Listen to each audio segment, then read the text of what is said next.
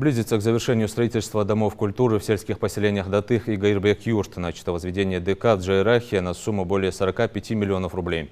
О ходе строительства новых и реконструкции старых учреждений культуры в ряде населенных пунктов главе республики доложила министр культуры Ингушетии Залина Альянова. Проводится капремонт здания музея ИЗО на сумму 22 миллиона рублей и ДК в селении Иннерки. Для этого выделено более 9 миллионов рублей. Всего в рамках нацпроекта «Культура» в текущем году предусмотрено более 88 миллионов рублей. Из них 84 выделены из федерального бюджета. В текущем году субсидии на новые постановки и укрепление материально-технической базы получили все 4 театра. Всего выделено более 18 миллионов рублей субсидий. Планируется открытие школы креативной индустрии на базе Центра театра, кино и креативных индустрий на сумму порядка 44 миллионов рублей. Направлены заявки в Минкультуру России для включения в федеральную адресную программу строительства 6 объектов культуры. Благодаря реализации нацпроекта завершена работа по техническому оснащению мемориального комплекса жертвам репрессий на сумму порядка 1 миллиона 700 тысяч рублей. По информации Минкультуры, за первое полугодие жители более 1 миллиона раз посетили культурно-массовые мероприятия.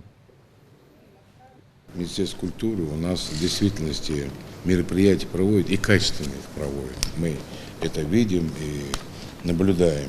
Просто ту, которую линию взяли, вы ее продолжаете. Опять вернусь на галереи. В части оборудования, я надеюсь, вы подготовите, направите, переговорите. Да, я не думаю, что откажет он.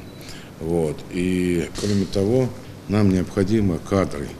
Кадры нужны, чтобы, вы мне уже говорили, что направляются, там у вас есть и целевые места, если брать. Да. И обратите внимание, в ДК и в других дом культурах, и просьба галереи возьмите на особый контроль. Сейчас, если мы там все сделаем, надо будет уже как-то... И парк там сейчас осенью, сентябрь, октябрь начнется, мы там комплекс сделаем, и уже столетию образования государственности у нас будет прекрасное место.